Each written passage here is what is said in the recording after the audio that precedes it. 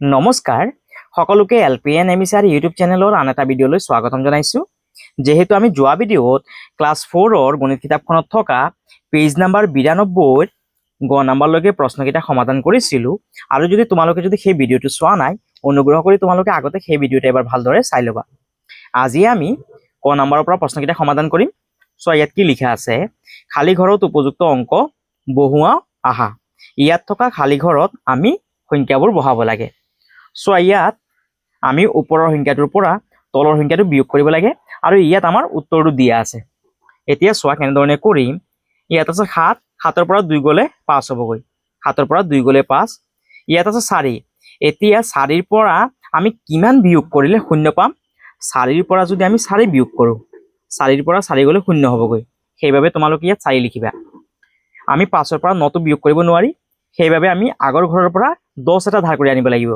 10 আৰু 5 কিমান হ'ল? 15। 15ৰ পৰা 9 গ'লে কিমান হ'বগৈ? 6। ইয়াত যেহেতু 6 আছিল, 6ৰ পৰা যেহেতু আমি এক এটা লৈ গ'লো, সেইবাবে ইয়াত আছে 5, হয়নে? 5ৰ পৰা আমি যদি 1 বিয়োগ কৰোঁ, 5ৰ পৰা 1 গ'লে কিমান হ'ব? 4 হ'ব, হয়নে? আৰু এইটো হ'ল আমাৰ ক নাম্বাৰৰ উত্তৰ। তোমালোকে ইয়াৰ পৰা চাই লিখিবা। ইয়াৰ পাছত খ নাম্বাৰ, ইয়াত আমি এনেকুৱা এটা সংখ্যা বহাব লাগে যোনটো সংখ্যাৰ পৰা 4 বিয়োগ কৰিলে আমি 7 পাম। আমি যদি ইয়াত 1 বহাওঁ তেতিয়াহ'লে চোৱা কিমান পাম। ইয়াত যদি আমি 1 লিখোঁ, 1ৰ পৰা যদি আমি 4 বিয়োগ কৰিব নোৱাৰি, সেইবাবে আমি আগৰ ঘৰৰ পৰা 10 এটা ধাৰ কৰি আনিম। ইয়াত আছে 1 আৰু আগৰ ঘৰৰ পৰা আমি 10 এটা ধাৰ কৰি আনিলোঁ, কিমান হ'ল? 11 হ'ল। 11ৰ পৰা 4 গ'লে কিমান হ'ব? 7 হ'বগৈ, সেইবাবে তোমালোকে এই ঘৰটোত 1 লিখিবা। ইয়াত যেহেতু 8 আছিল, যেহেতু আমি 1 এটা লৈ গ'লোঁ, সেইবাবে ইয়াত আছে 7, 7ৰ পৰা 1 গ'লে 6 লিখিবা। ইয়াত 5, 5ৰ পৰা আমি এনেকুৱা কি সংখ্যা বিয়োগ কৰিলে 9 পাম? 5ৰ পৰা যদি আমি ইয়াত 6 বিয়োগ কৰোঁ, 5ৰ পৰা আমি 6 বিয়োগ কৰিব নোৱাৰিম, সেইবাবে আমি আগৰ ঘৰৰ পৰা 10 এটা ধাৰ কৰি আনিব লাগিব। 10 আৰু ইয়াত 5 আছে, 10 5 15, 15ৰ পৰা 6 গ'লে কিমান হ'ব? 9 হ'বগৈ, সেইবাবে তোমালোকে ইয়াত 6 লিখিবা। আৰু ইয়াত আমি কিমান লিখিম? আমি যদি ইয়াত 7 লিখোঁ, 7ৰ পৰা 5 গ'লে কিমান হ'বগৈ? 2 হ'বগৈ, 7। ইয়াত 8 লিখিব লাগিব, 8। যেহেতু ইয়াৰ পৰা আমি 1 এটা লৈ গ'লোঁ, হয়নে? ইয়াত 8 লিখিলোঁ, 8ৰ পৰা যেহেতু 1 এটা ইয়াত লৈ গ'লোঁ, সেইবাবে ইয়াত আছে 7, 7ৰ পৰা 5 গ'লে কিমান হ'বগৈ? 2 হ'বগৈ, সেইবাবে এইটো ঘৰত তোমালোকে 8 লিখিবা। আৰু এইটো হ'ল আমাৰ খ নাম্বাৰৰ উত্তৰ। ইয়াৰ পাছত গ নাম্বাৰ, ইয়াত আছে 5, 5ৰ পৰা 4 গ'লে কিমান হ'বগৈ? 1 হ'বগৈ, 5ৰ পৰা 4 গ'লে 1। 5ৰ পৰা কিমান বিয়োগ কৰিলে আমি 8 পাম? 5ৰ পৰা যদি আমি ইয়াত যদি আমি 6 লিখোঁ তেতিয়াহ'লে নহ'বগৈ। ইয়াত যদি আমি 7 লিখোঁ তেতিয়াহ'লে 15, 15 আৰু 7 ইমান হ'ব 8, অৰ্থাৎ ইয়াত 7 লিখিম আমি। 5ৰ পৰা আমি 7টো বিয়োগ কৰিব নোৱাৰি, সেইবাবে আমি আগৰ ঘৰটোৰ পৰা 10 এটা ধাৰ কৰিব লাগিব। 10 আৰু 5 15, 15ৰ পৰা 7 গ'লে কিমান হ'বগৈ? 8 হ'বগৈ, সেইবাবে তোমালোকে ইয়াত 7 লিখিব লাগিব। এতিয়া ইয়াত আমি কিমান লিখিম? আমি যদি ইয়াত 9 লিখোঁ, 9 লিখিলে ইয়াৰ পৰা 1 এটা গুচি গ'ল, ইয়াত থাকিব 8, 8ৰ পৰা 3 গ'লে 5, অৰ্থাৎ ইয়াত লিখিব লাগিব 9 লিখিব লাগিব। 9ৰ পৰা আমি ইয়াত 1 এটা লৈ গ'লোঁ, ইয়াত আছে 8, 8ৰ পৰা 3 গ'লে 5 আৰু 3ৰ পৰা 2 গ'লে 1। ইয়াৰ পৰা চাই তোমালোকে খালী ঠাইখিনি পূৰ কৰিবা। ইয়াৰ পাছত 8 টানি মিলাও আহা। 300 যোগ 700, 700 আৰু 300 যোগ কৰিলে কিমান হ'বগৈ? 1000 হ'বগৈ। এতিয়া চোৱা, খ অংশত 1000 ক'ত লিখা আছে? ইয়াত লিখা আছে, হয়নে? সেইবাবে তোমালোকে এইটোৰ লগত এইটো 8 টানি মিলাই দিবা। ইয়াৰ পাছত 5352ৰ পৰা 52 বিয়োগ কৰিছে। 5352ৰ পৰা 52 বিয়োগ কৰিলে কিমান হ'বগৈ? 5300 হ'বগৈ। এতিয়া চোৱা 5300 ক'ত আছে? ইয়াত আছে 5000 যোগ 300, 5000 যোগ 300, দুটা যোগ কৰিলে কিমান হ'বগৈ? 5300 হ'বগৈ, সেইবাবে তোমালোকে এইটোৰ লগত এইটো মিলাই দিবা। ইয়াৰ পাছত ইয়াত আছে 2178, 2178টো ক'ত আছে চোৱাচোন। ইয়াত আছে 1000 আৰু ইয়াত আছে 1178, 1000 আৰু 1178 কিমান হ'বগৈ? 2178 হ'বগৈ, তাৰ মানে তোমালোকে এইটোৰ লগত এইটো মিলাই দিবা। ইয়াৰ পাছত ইয়াত আছে 1000, 1000ৰ পৰা 1 এটা বিয়োগ কৰিছে। 1000ৰ পৰা 1 গ'লে কিমান হ'বগৈ? 999 হ'ব, 999টো ইয়াত আছে, সেইবাবে এইটোৰ লগত এইটো মিলাই দিয়া। ইয়াত আছে 100, 9999ৰ পৰা 9899 গ'লে কিমান থাকিব? 100 থাকিবগৈ, সেইবাবে তোমালোকে এই তলটোৰ লগত ওপৰটো মিলাই দিবা। ইয়াৰ পৰা চাইছে তোমালোকে এইখিনি 8 টানি মিলাবা। ইয়াৰ পাছত মুখে মুখে যোগ বিয়োগ কৰোঁ আহা। 8756ৰ পৰা 99 বিয়োগ কৰিলে কিমান হ'বগৈ? ছোৱালীজনীয়ে কৈছে 8657 হ'বগৈ।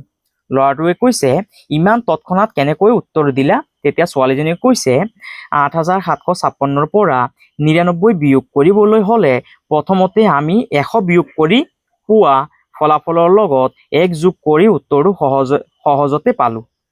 8756ৰ পৰা 99 বিয়োগ কৰিব দিছে হয়নে? আমি 99 বিয়োগ নকৰি এই সংখ্যাটোৰ পৰা আমি 100 বিয়োগ কৰিম। 8756ৰ পৰা 100 গ'লে কিমান হ'বগৈ? 8656 হ'বগৈ। যেহেতু আমাক 99 বিয়োগ কৰিব দিছে, যেহেতু আমি 100 বিয়োগ কৰিলোঁ, যেহেতু 1 এটা বেছিকৈ বিয়োগ কৰিলোঁ, সেইবাবে আমি এই সংখ্যাটোৰ লগত আকৌ 1 এটা যোগ কৰিব লাগিব। অৰ্থাৎ আমি কিমান পাম? 8657 পাম। আমি এনেধৰণে আন সংখ্যাও যোগ বিয়োগ কৰিব পাৰোঁ নিশ্চয়। বিভিন্ন কৌশল প্ৰয়োগ কৰি যোগ বিয়োগ কৰোঁ আহা। ইয়াত কেইটামান অংক দিয়া আছে, এইখিনি আমি সমাধান কৰিম। প্ৰথমটো ইয়াত কৰি দিয়া আছে 860 যোগ 140। 860ৰ লগত 140 মানে কিমান হ'বগৈ? 100 যোগ আৰু 40 যোগ। 860 860টো লিখা আছে, ইয়াৰ 100 100 লিখিছে, 40 40 লিখিছে। 860ৰ লগত 100 যোগ কৰিলে কিমান হ'বগৈ? 960। 960 যোগ 40। 960ৰ লগত 40 যোগ কৰিলে কিমান হ'বগৈ? 1000 হ'বগৈ। ইয়াৰ পাছত খ নম্বৰ 6295 যোগ 105। 105টোক আমি 100 যোগ আৰু 5 যোগ হিচাপে লিখিব পাৰি। এতিয়া ইয়াত লিখিম 6295 লগত যোগ 100 যোগ 5। এতিয়া 6295 লগত 100 যোগ কৰিলে কিমান হ'বগৈ? 6395 হ'বগৈ যোগ 5। 6395 আৰু 5 কিমান হ'বগৈ? 6400 হ'বগৈ। ইয়াৰ পৰা চাইছে তোমালোকে খ নম্বৰ উত্তৰটো লিখিবা। ইয়াৰ পাছত গ নম্বৰটোত আমি লিখিম, যে ইয়াত কিমান আছে? 2275 আছে। ইয়াত লিখিম যে 2000 যোগ আৰু 275 যোগ। প্ৰথমে কিমান আছে? 1725 যোগ 2000 যোগ 275। এতিয়া 1725ৰ লগত 2000 যোগ কৰিলে কিমান হ'বগৈ? 2000 আৰু 1725 কিমান হ'বগৈ? 3725 হ'ব যোগ 275। 3725ৰ লগত 275 যোগ কৰিলে কিমান হ'বগৈ? 4000 হ'বগৈ। 4000 তোমালোকে চাইডত কৰি চাব পাৰা। 3725ৰ লগত 275টো যোগ কৰা। 5 5 10, 10ৰ 0 হাতত আছে 1, 7 2 9 আৰু 1 10, 10ৰ 0 হাতত থাকিল 1, 7 2 9 আৰু 1 10, 10ৰ 0 হাতত আছে 1, 3 আৰু 1 4। কিমান হ'ল? 4000। ইয়াৰ পৰা চাইছে তোমালোকে গ নম্বৰ উত্তৰটো লিখিবা। ইয়াৰ পাছত ঘ নম্বৰ 7847ৰ পৰা 99 বিয়োগ কৰিছে। যেহেতু আমাক 99 বিয়োগ কৰিব দিছে, সেইবাবে আমি প্ৰথমে 100 বিয়োগ কৰিম। 100 বিয়োগ কৰিম আৰু ইয়াৰ লগত আমি কি কৰিম? 1 এটা যোগ কৰিম। ইয়াত যিমান আছে ইমান লিখিলে, ইয়াৰ পাছত 100 বিয়োগ কৰিছে আৰু 1 এটা যোগ কৰিছে। তাৰপিছত 7847 লিখিছে। এতিয়া 7847ৰ পৰা 100 গ'লে কিমান হ'বগৈ? 7747 হ'ব আৰু লগত 1টো যোগ কৰিছে। কিমান হ'বগৈ? 7748 হ'বগৈ। এতিয়া আমি এইটো কৰিম। ইয়াত আছে কিমান? 290 হয়নে? এতিয়া 290ৰ কাৰণে আমি কি কৰিম? প্ৰথমে ইয়াত আমি 300 বিয়োগ কৰিম। 300 বিয়োগ আৰু 10 যোগ 10 এটা আমি যোগ কৰিম। যেহেতু আমাক 290 বিয়োগ কৰিব দিছে, যেহেতু আমি ইয়াত 300 বিয়োগ কৰিলোঁ, যেহেতু 10 এটা বেছিকৈ বিয়োগ কৰিলোঁ, সেইবাবে আমি ইয়াত 10 যোগ কৰিব লাগিব। এতিয়া 2999 বিয়োগ 300 যোগ 10। 2999ৰ পৰা 300 গ'লে কিমান হ'বগৈ? 2699 হ'বগৈ যোগ 10। 2699 লগত 10 যোগ কৰিলে কিমান হ'বগৈ? 2709 হ'বগৈ। তোমালোকে যোগ কৰি চাব পাৰা। 2699 লগত 10 এটা যোগ কৰি চোৱাচোন কিমান হয়। 9 আৰু 0 যোগ কৰিলে 9, 9 আৰু 1 যোগ কৰিলে 10, 10ৰ 0 হাতত আছে 1, 6 আৰু 1 7, 2, 2709। এইটো হ'ল আমাৰ নম্বৰৰ উত্তৰ। নহ'লে তোমালোকে ডাইৰেক্ট কৰি চাব পাৰা। 2999ৰ পৰা 290টো বিয়োগ কৰাচোন কিমান হয় চোৱাচোন। 9ৰ পৰা 0 গ'লে 9, 9ৰ পৰা 9 গ'লে 0, 9ৰ পৰা 2 গ'লে 7, 2 আৰু 2, 2709। 2709 পালোঁ হয়নে? অৰ্থাৎ এইটো আমাৰ শুদ্ধ উত্তৰটো। ইয়াৰ পাছত এইটো আমি কৰিম। যেহেতু আমাক 199 বিয়োগ কৰিব দিছে আমি 200 বিয়োগ কৰিম 200 বিয়োগ যেহেতু এক এটা আমি বেছিকৈ বিয়োগ কৰিলোঁ সেইবাবে আমি এক এটা ইয়াত যোগ কৰিব লাগিব আৰু এক যোগ 680 বিয়োগ 200 যোগ 1 680 পৰা 200 গ'লে কিমান হ'বগৈ 480 হ'বগৈ 480 যোগ 1 480 আৰু 1 কিমান হ'বগৈ 481 হ'বগৈ ইয়াৰ পৰা চাইছে তোমালোকে উত্তৰখিনি ধুনীয়াকৈ লিখিবা ইয়াৰ পাছত খালী বাকচত গ্ৰেটাৰ দেন লেছ দেন ইকুৱেলৰ উপযুক্ত চিনটো বহুৱা ক নাম্বাৰ 336ৰ পৰা 36 বিয়োগ কৰিছে আৰু ইয়াত 336ৰ পৰা 63 বিয়োগ কৰিছে এতিয়া ইয়াত কোনটো সাইড সৰু বা কোনটো সাইড ডাঙৰ বা কোন দুটা সমান সেইটো আমাক উলিয়াব দিছে সো কেনেধৰণে কৰিম প্ৰথমে আমি 336ৰ পৰা 36টো বিয়োগ কৰিম 6 পৰা 6 গ'লে 0 3 পৰা 3 গ'লে 0 3 3 কিমান আছে 300 পালো আৰু এই সাইডত 336ৰ পৰা 63 বিয়োগ কৰিছে 63 বিয়োগ কৰা 6 পৰা 3 গ'লে 3 3 পৰা আমি 6 বিয়োগ কৰিব নোৱাৰি সেইবাবে আমি আগৰ ঘৰৰ পৰা 10 এটা ধাৰ কৰিম 10 আৰু 3 13 13ৰ পৰা 6 গ'লে কিমান হ'বগৈ 7 হ'বগৈ যেহেতু ইয়াত 3 আছিল এক এটা গুচি গ'ল ইয়াত আছে 2 এই সাইডত পালো আমি 273 যেহেতু 273তকৈ 300টো ডাঙৰ সেইবাবে আমি চিনখন এইফালে দিব লাগিব যোনটো সাইডে সংখ্যাটো ডাঙৰ থাকে সেইফালে চিনখনে কি কৰিব মুখখন মেল খাই থাকিব অৰ্থাৎ যোনটো সংখ্যা ডাঙৰ থাকে সেইফালে আমি চিনখন এই ধৰণে দিব লাগিব অৰ্থাৎ চিনখনৰ মুখখন মেল খাই থাকিব ইয়াৰ পাছত খ নম্বৰ 1270ৰ লগত 30 যোগ কৰিছে 1270ৰ লগত 30 যোগ কৰিলে কিমান হ'ব চোৱাচোন 1270ৰ লগত 30 যোগ কৰা 0 0 0 হ'বগৈ 7 3 যোগ কৰিলে 10 10ৰ 0 হাতত আছিল 1 2 আৰু 1 3 1ৰ 1 কিমান পালো 1300 পালো এই সাইডটোত আমি 1300 পালো আৰু এই সাইডটোত কিমান পাম চোৱাচোন 1250ৰ লগত 50 যোগ কৰা 0 0 0 5 5 10 10ৰ 0 হাতত আছে 1 2 1 3 1ৰ 1 আৰু এই সাইডতো আমি কিমান পালো 1300 পালো অৰ্থাৎ বাঁ দিশত আমি 13 পালো আৰু সোঁ দিশতো 13 পালো যেহেতু আমি দুটা দিশত সমান পালো সেইবাবে আমি ইয়াত সমান সমান চিনখন দিব লাগিব ইয়াৰ পাছত গ নম্বৰ 9990তকৈ 990 কম যেতিয়া কম বুলি কয় তেতিয়া আমি বিয়োগ কৰিব লাগিব 9990তকৈ 990 কম 9990তকৈ 990 কম সেইবাবে আমি বিয়োগ কৰিব লাগিব 0 পৰা 0 গ'লে 0 9 পৰা 9 গ'লে 0 9 পৰা 9 গ'লে 0 9টো তলত নমাই দিয়া কিমান পালো আমি 9000 পালো আৰু ইয়াত কৈছে 9999তকৈ 999 কম যেহেতু কম বুলি কৈছে সেইবাবে আমি 9999ৰ পৰা 999টো আমি বিয়োগ কৰিব লাগিব 9999ৰ পৰা 999টো বিয়োগ কৰি দিয়া 9 পৰা 9 গ'লে 0 9 পৰা 9 গ'লে 0 9 পৰা 9 গ'লে 0 9টো তলত নমাই দিয়া অৰ্থাৎ চোৱা বাঁ দিশত পালো আমি 9000 আৰু সোঁ দিশত পালো আমি 9000 যেহেতু দুটা চাইডে সমান পালো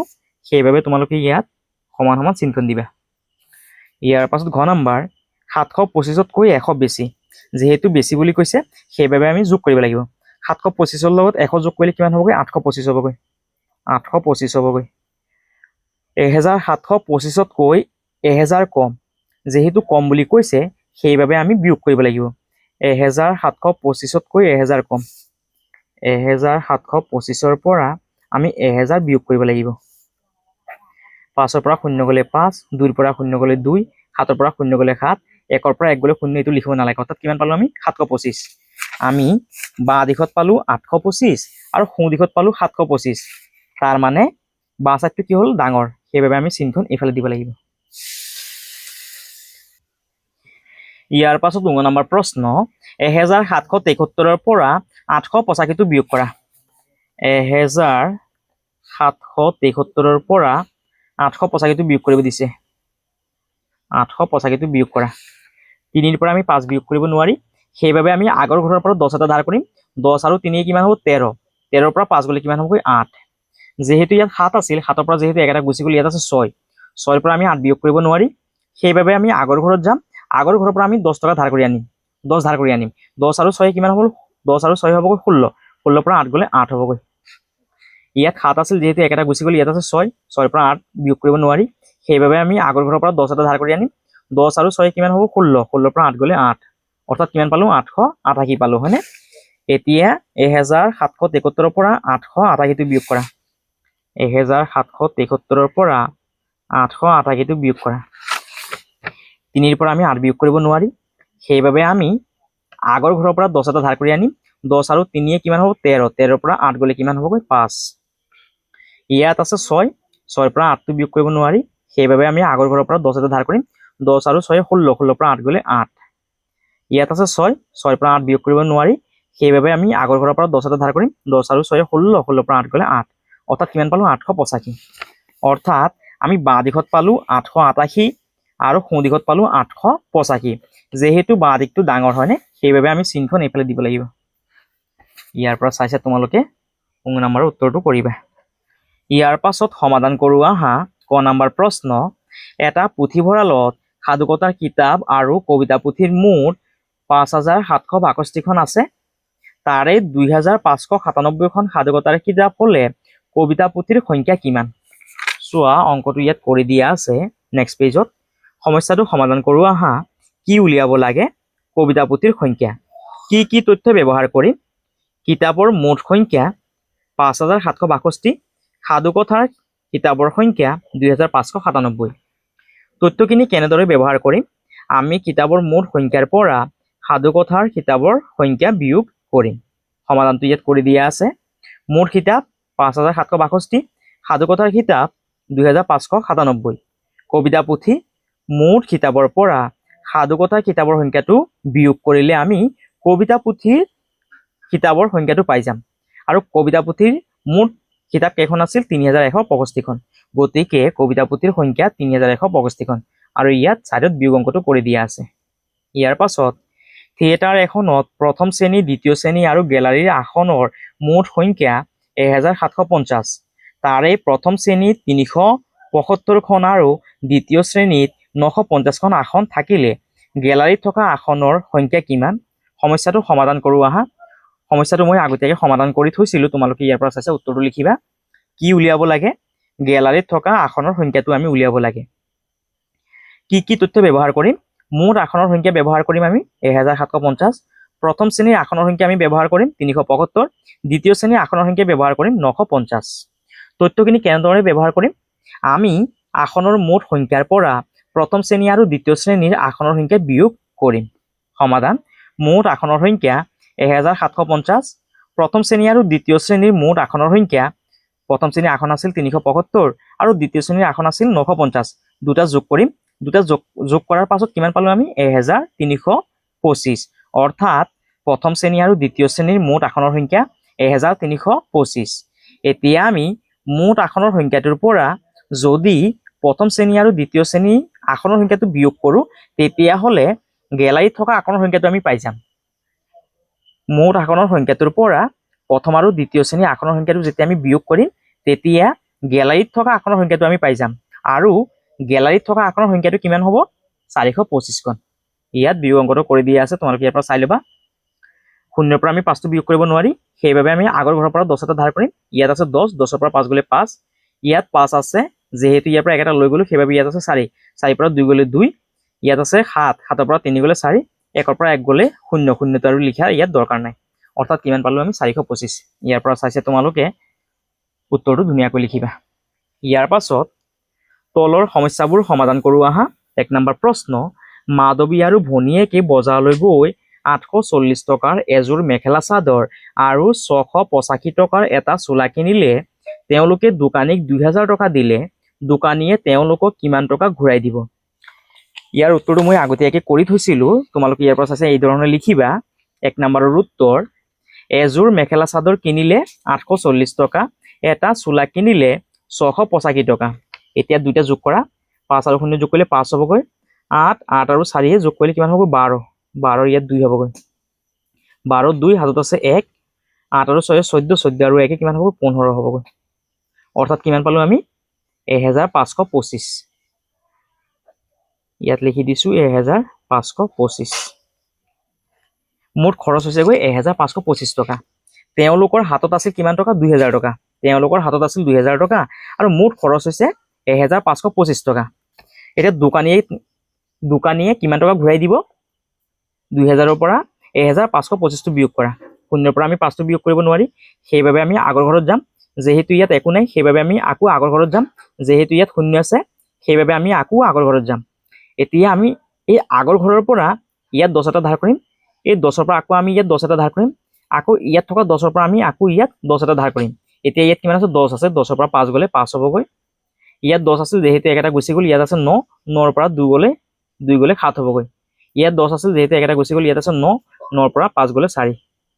ইয়াত 2 আছিল যেহেতু একটা গুচি গ'ল, ইয়াত আছে 1, 1ৰ পৰা 1 গ'লে 0, এইটো লিখিব নালাগে। অৰ্থাৎ দোকানীয়ে সিহঁতক কিমান টকা ঘূৰাই দিব? 475 টকা ঘূৰাই দিব। ইয়াৰ পৰা চাইছে তোমালোকে 1 নম্বৰৰ উত্তৰটো লিখিবা। ইয়াৰ পাছত 2 নম্বৰ প্ৰশ্ন, 6975ক নিকটৱৰ্তী হাজাৰৰ পৰা বিয়োগ কৰা। 6975ক নিকটৱৰ্তী হাজাৰৰ পৰা বিয়োগ কৰা। 6975ৰ নিকটৱৰ্তী হাজাৰতম সংখ্যাটো হৈছে গৈ 7000। 6975ৰ নিকটৱৰ্তী হাজাৰ 7000। এতিয়া আমি এই 7000ৰ পৰা 6975টো বিয়োগ কৰিব লাগিব। 7000ৰ পৰা 6975টো বিয়োগ কৰিম। ইয়াত আছে 0, 0ৰ পৰা আমি 5টো বিয়োগ কৰিব নোৱাৰি, সেইবাবে আমি আগৰ ঘৰত যাম। আগৰ ঘৰত যেহেতু 0 আছে সেইবাবে আমি আকৌ আগৰ ঘৰত যাম। যেহেতু ইয়াতো 0 আছে সেইবাবে আমি আকৌ আগৰ ঘৰত যাম। ইয়াত আছে 7, এই 7ৰ পৰা আমি ইয়াত কি কৰিম? 10 এটা ধাৰ কৰিম। এতিয়া ইয়াত আছে 10, 10ৰ পৰা আমি আকৌ ইয়াত 10 এটা ধাৰ কৰিম। ইয়াত আছে এতিয়া 10, 10ৰ পৰা আকৌ আমি ইয়াত 10 এটা ধাৰ কৰিম। এতিয়া ইয়াত আছে 10, 10ৰ পৰা 5 গ'লে 5। ইয়াত 10 আছিল যেহেতু ইয়াৰ পৰা 1 এটা গুচি গ'ল, ইয়াত আছে 9, 9ৰ পৰা 7 গ'লে 2। যেহেতু ইয়াত 10 আছিল, 10ৰ পৰা যেহেতু 1 এটা গুচি গ'ল, ইয়াত আছে 9, 9ৰ পৰা 9 গ'লে 0। আৰু ইয়াত 7 আছিল যেহেতু 1 এটা গুচি গ'ল, ইয়াত আছে 6, 6ৰ পৰা 6 গ'লে 0, আৰু 0টো আগত লিখিব নালাগে। অৰ্থাৎ 7000ৰ পৰা 6975 গ'লে কিমান থাকিব? 25 থাকিব। আৰু এইটো হ'ল আমাৰ 2 নম্বৰ প্ৰশ্নৰ উত্তৰ। ইয়াৰ পাছত 7খন সাধুকথা কিতাপৰ মোৰ দাম 963 টকা আৰু 5খন জীৱনীমূলক গ্ৰন্থৰ মোৰ দাম 1283 টকা। ৰাজুৰ হাতত 1750 টকা আছে। কিতাপ কেইখন কিনিবলৈ তেওঁক আৰু কিমান টকা লাগিব? চোৱা কেনেধৰণে কৰিবা। 3 নম্বৰ প্ৰশ্নৰ উত্তৰ, 7খন সাধুকথা কিতাপৰ মোৰ দাম 963 টকা, 5খন জীৱনীমূলক গ্ৰন্থৰ মোৰ দাম 1283 টকা। এতিয়া দুইটাক যোগ কৰা। 3 3 6, 8 আৰু 6 14, 14 4, হাতত আছে 1, 9 আৰু 1 10, 10 2 12, 12 2, হাতত আছে 1, 1 1 2। অৰ্থাৎ কিতাপ কেইখনৰ মোৰ দাম কিমান? 2246 টকা। ৰাজুৰ হাতত আছে 1750 টকা। এতিয়া 2246 টকাৰ পৰা 1750 টকাটো বিয়োগ কৰি দিয়া। 6ৰ পৰা 0 গ'লে 6, 4ৰ পৰা আমি 5টো বিয়োগ কৰিব নোৱাৰি, সেইবাবে আমি আকৌ আগৰ ঘৰত যাম। আগৰ ঘৰৰ পৰা আমি 10 এটা ধাৰ কৰিম। 10 আৰু 4 14, 14ৰ পৰা 5 গ'লে 9। ইয়াত যেহেতু 2 আছিল, যেহেতু ইয়াৰ পৰা 1 এটা গুচি গ'ল, ইয়াত আছে 1, 1ৰ পৰা আমি 7টো বিয়োগ কৰিব নোৱাৰি, সেইবাবে আমি আগৰ ঘৰত যাম। আগৰ ঘৰৰ পৰা আমি 10 এটা ধাৰ কৰিম। 10 আৰু 1 কিমান হ'ব? 11, 11ৰ পৰা 7 গ'লে 4। যেহেতু ইয়াত 2 আছিল, 2ৰ পৰা যেহেতু আমি 1 এটা লৈ গ'লো, সেইবাবে ইয়াত আছে 1, 1ৰ পৰা 1 গ'লে 0, এইটো লিখিব নালাগে। অৰ্থাৎ কিতাপ কেইখন কিনিবলৈ তেওঁক কিমান টকা লাগিব? আৰু 496 টকা লাগিব। ইয়াৰ পৰা চাই উত্তৰটো লিখিবা। ইয়াৰ পাছত 4 নম্বৰ প্ৰশ্ন, দুটা সংখ্যাৰ যোগফল 9832, তাৰে এটা সংখ্যা 2986, আনটো সংখ্যা কিমান? চোৱা কেনেধৰণে কৰিবা। 4 নম্বৰ উত্তৰ, দুটা সংখ্যাৰ যোগফল 9832, তাৰে এটা সংখ্যা দিয়া আছে 2986। দুটা সংখ্যাৰ যোগফলৰ পৰা যদি আমি এটা সংখ্যা বিয়োগ কৰি দিওঁ তেতিয়াহ'লে আমি আনটো সংখ্যা পাই যাম। এতিয়া এইটোক বিয়োগ কৰা। 2ৰ পৰা আমি 6 বিয়োগ কৰিব নোৱাৰি, সেইবাবে আমি আগৰ ঘৰত যাম। আগৰ ঘৰৰ পৰা আমি 10 এটা ধাৰ কৰিম। 10 আৰু 2 কিমান হ'ব? 12, 12ৰ পৰা 6 গ'লে 6। যেহেতু ইয়াত 3 আছিল, 1 এটা গুচি গ'ল, ইয়াত আছে 2, 2ৰ পৰা আমি 8 বিয়োগ কৰিব নোৱাৰি, সেইবাবে আমি আগৰ ঘৰৰ পৰা 10 এটা ধাৰ কৰিম। 10 আৰু 2 কিমান হ'বগৈ? 12, 12ৰ পৰা 8 গ'লে কিমান হ'বগৈ? 4। যেহেতু ইয়াত 8 আছিল, 1 এটা গুচি গ'ল, ইয়াত আছে 7, 7ৰ পৰা আমি 9টো বিয়োগ কৰিব নোৱাৰি, সেইবাবে আগৰ ঘৰৰ পৰা আমি 10 এটা ধাৰ কৰিম। 10 আৰু 7 কিমান? 17, 17ৰ পৰা 9 গ'লে কিমান হ'বগৈ? 8 হ'বগৈ। যেহেতু ইয়াত 9 আছিল, 1 এটা গুচি গ'ল, ইয়াত আছে 8, 8ৰ পৰা 2 গ'লে 6। অৰ্থাৎ আনটো সংখ্যা কিমান হ'বগৈ? 6846।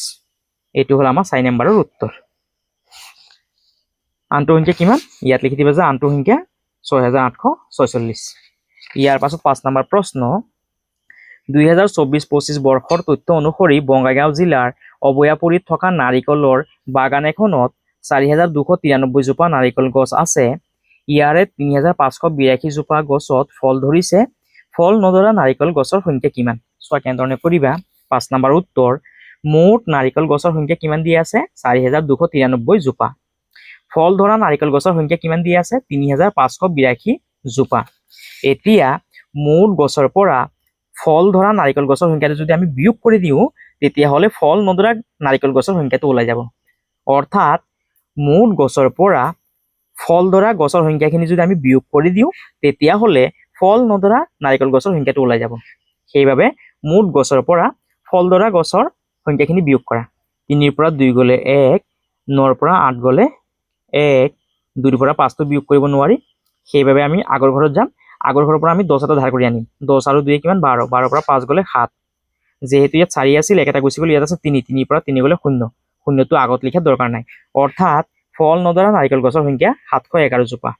এইটো হ'ল আমাৰ 5 নম্বৰৰ উত্তৰ। ইয়াৰ পৰা চাইছে তোমালোকে লিখিবা ফল নধৰা নাৰিকল গছৰ সংখ্যা কিমান। ইয়াত লিখি দিবা যে ফল নধৰা নাৰিকল গছৰ সংখ্যা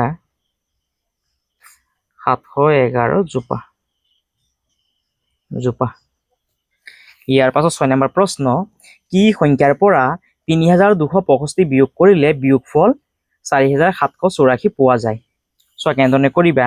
6 নম্বৰৰ উত্তৰ, ধৰা হ'ল কৈছে যে কি সংখ্যাটো আমি গম নাপাওঁ হয়নে? সেইবাবে আমি ইয়াত ধৰিলো যে ধৰা হ'ল সংখ্যাটো আমি x বুলি ধৰি ললো। এতিয়া প্ৰশ্নমতে কি কৈছে চোৱা, প্ৰশ্নটোত কি কৈছে, কি সংখ্যাৰ পৰা 3265 বিয়োগ কৰিলে। আমি সংখ্যাটো যেহেতু নাজানো সেইবাবে আমি সংখ্যাটোক ধৰি লৈছো x। এতিয়া আমি যদি এই xৰ পৰা 3265 বিয়োগ কৰোঁ, এই xৰ পৰা আমি 3265 বিয়োগ কৰোঁ, তেতিয়াহ'লে আমি বিয়োগফলটো কিমান পাওঁ? 4784 পাওঁ। 4784 পাওঁ। প্ৰশ্নমতে যদি আমি সংখ্যাটোৰ পৰা 3265 বিয়োগ কৰোঁ তেতিয়াহ'লে আমি উত্তৰটো কিমান পাওঁ? 4784। সেইবাবে তোমালোকে এইটো এনেধৰণে লিখিবা। এতিয়া xৰ xটো লিখিবা সমান সমানৰ সমান সমান 4784। এতিয়া এই সংখ্যাটো আমি সমান সমানৰ খুঁচাৰি দিম। যেহেতু ইয়াত মাইনাছ আছে, মাইনাছ থকা সংখ্যাটো সমান সমানৰ খুঁচাৰি গ'লে প্লাছ হৈ যায়, প্লাছ 3265। xৰ xটো লিখা সমান সমানৰ সমান সমান লিখা। এতিয়া এই সংখ্যা দুটা যোগ কৰা, 4784 3265 যোগ 4 আৰু 5 যোগ কৰিলে 9 হ'বগৈ। 8 আৰু 6 যোগ কৰিলে 14, 14ৰ 4 হাতত আছে 1, 7 2 9 আৰু 1 10, 10ৰ 0 হাতত আছে 1, 4 3 7 আৰু 1 8। কিমান পালো আমি? 8049। ইয়াত কৈছে যে কি সংখ্যাৰ পৰা ইমান বিয়োগ কৰিলে বিয়োগফল ইমান পোৱা যায়। এতিয়া আমি লিখিম যে 8049ৰ পৰা 3265 বিয়োগ কৰিলে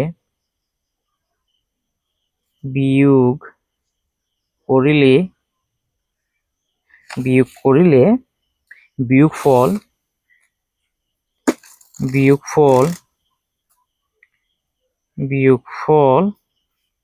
4784 পোৱা যায়। ইয়াৰ পৰা চাইছে তোমালোকে 6 নম্বৰ উত্তৰটো লিখিবা। ইয়াৰ পাছত 7 নম্বৰ প্ৰশ্ন, মধুবন নাৰ্চাৰীত 7926 জোপা গছ আৰু সোণপাহি নাৰ্চাৰীত 7962 জোপা গছ আছে। কোনখন নাৰ্চাৰীত গছ বেছি আছে আৰু কিমান জোপা গছ বেছি আছে? মধুবন নাৰ্চাৰীত আছে 7926 জোপা আৰু সোণপাহি নাৰ্চাৰীত আছে 7962 জোপা। ইয়াত আছে 26 জোপা আৰু ইয়াত আছে 62 জোপা হয়নে? অৰ্থাৎ সোণপাহি নাৰ্চাৰীত কি হৈছেগৈ? গছৰ সংখ্যা বেছি আছে হয়নে?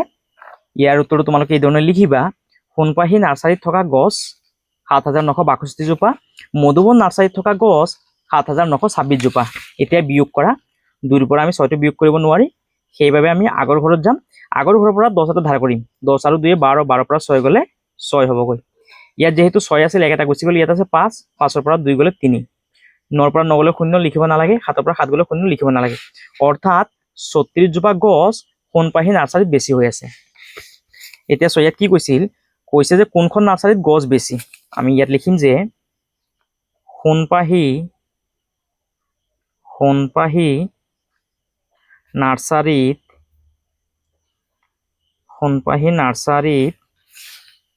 গছ বেছি। আৰু কি কৈছে চোৱা, আৰু কিমান জোপা গছ বেছি আছে, ইয়াত লিখিম যে আৰু 36 জোপা আৰু 36 জোপা গছ 36 জোপা গছ বেছি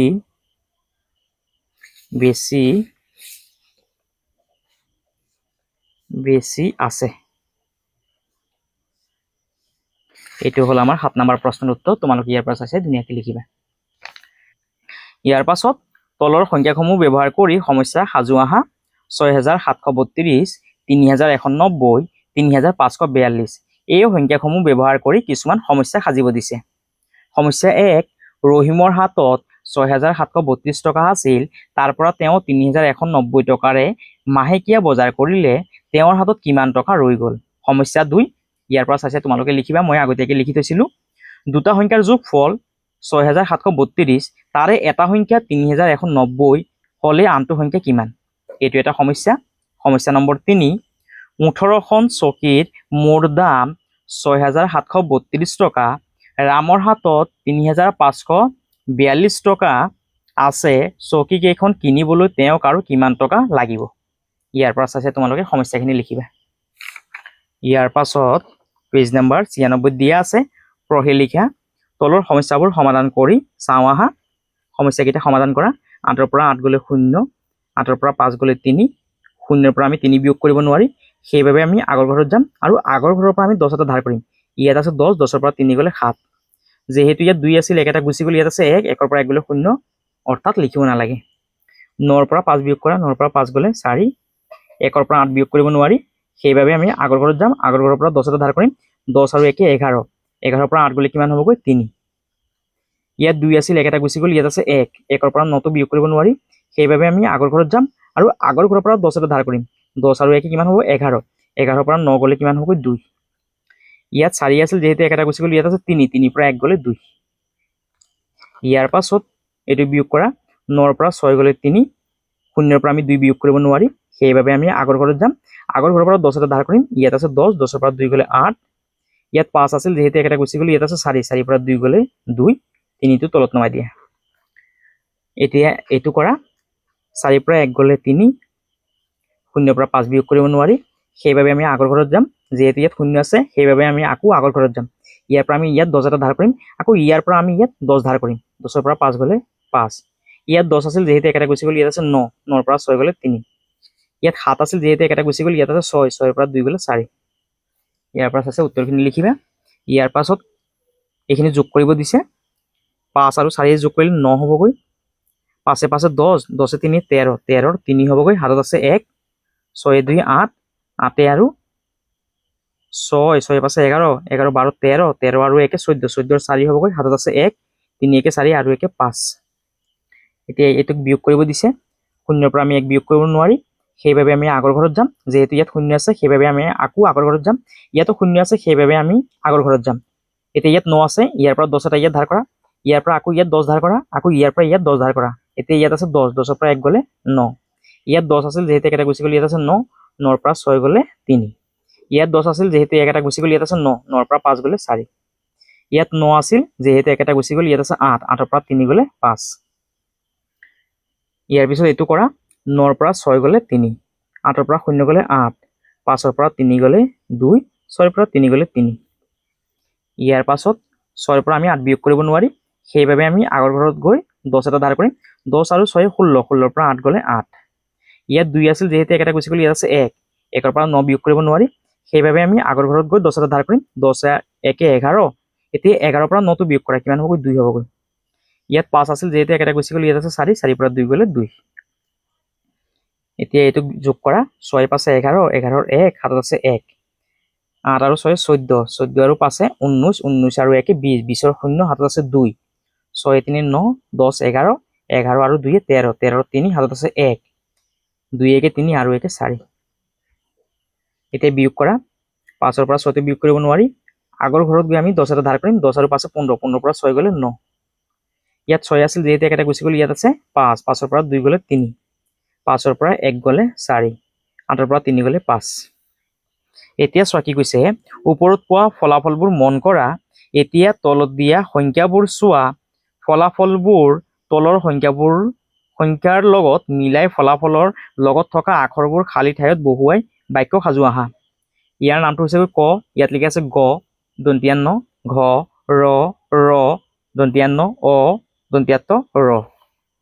228টো ক'ত আছে চোৱাচোন, 228টো ক'ত আছে? 228টো ইয়াত আছে হয়নে? আৰু ইয়াৰ নামটো কি আছে? অ আছে, সেইবাবে আমি ইয়াত অ লিখিব লাগিব, অ লিখিম। ইয়াৰ পাছত 730টো ক'ত আছে চোৱাচোন, 730টো আছে ইয়াত হয়নে? আৰু ইয়াৰ নাম ক আছে, সেইবাবে আমি ইয়াত ক লিখিম, ক। ইয়াৰ পাছত 5439টো ক'ত আছে চোৱাচোন, 5439টো ইয়াত আছে, ইয়াৰ নাম আছে ৰ, সেইবাবে আমি ইয়াত লিখিম ৰ, অ ক ন ৰ, অকণৰ। ইয়াৰ পাছত আছে 4353, 4353টো ক'ত আছে চোৱাচোন, ইয়াত 4353 আছে আৰু ইয়াৰ নামটো ঘ আছে হয়নে? সেইবাবে আমি ইয়াত লিখিম ঘ। 5439টো ক'ত আছে চোৱাচোন, 5439 ইয়াত আছে, ইয়াৰ নাম হৈছে ৰ, ৰ, ঘৰ, ঘৰ পালো আমি। ইয়াৰ পাছত চোৱা 2895টো ক'ত আছে? ইয়াত নাই, ইয়াতো নাই, ইয়াতো নাই, ইয়াতো নাই, ইয়াতো নাই, ইয়াতো নাই, ইয়াতো নাই, ইয়াতো নাই, ইয়াতো নাই, ইয়াতো নাই। তাৰপিছত কিমান আছে? 2236, 2236টো ক'ত আছে? ইয়াত হয়নে? আৰু ইয়াৰ নামটো আছে গ, সেইবাবে তোমালোকে ইয়াত গ লিখিবা। ইয়াৰ পাছত 5439, 5439 আৰু ইয়াৰ নামটো ৰ লিখা আছে, সেইবাবে তোমালোকে ইয়াত ৰ লিখিবা। ইয়াত আছে 4301, 4301টো ক'ত আছে? ইয়াত, দন্ত্যাত্ত আছে, ইয়াত লিখিবা দন্ত্যাত্ত। 2895টো আমি পোৱা নাই হয়নে ইয়াত, সেইবাবে ইয়াত একো লিখিব নালাগে। অকণৰ ঘৰ, গড়, অকণৰ ঘৰ, ঘৰত। যেহেতু আমি 2895টো ইয়াত পোৱা নাই, 5439টো আমি ইয়াত দুইবাৰ পালো হয়নে? যেহেতু আমি এই সংখ্যাটো পোৱা নাই, সেইবাবে তোমালোকে ইয়াত একো লিখিব নালাগে। আৰু এইখিনি আছিলে আমাৰ পাৰ্ট 6ৰ বাবে প্ৰশ্নৰ উত্তৰখিনি। তোমালোকে ইয়াৰ পৰা চাইছে ধুনীয়াকৈ লিখিবা। আৰু এনেকুৱা ধৰণৰ ধুনীয়া ধুনীয়া ভিডিঅ'কেইটা পাই থকাৰ বাবে তোমালোকে আমাৰ চেনেলটো ছাবস্ক্ৰাইব কৰিবা, ভিডিঅ'টো শ্বেয়াৰ কৰিবা আৰু কমেণ্ট কৰিবলৈ নাপাহৰিবা। সকলোলৈ অশেষ অশেষ ধন্যবাদ।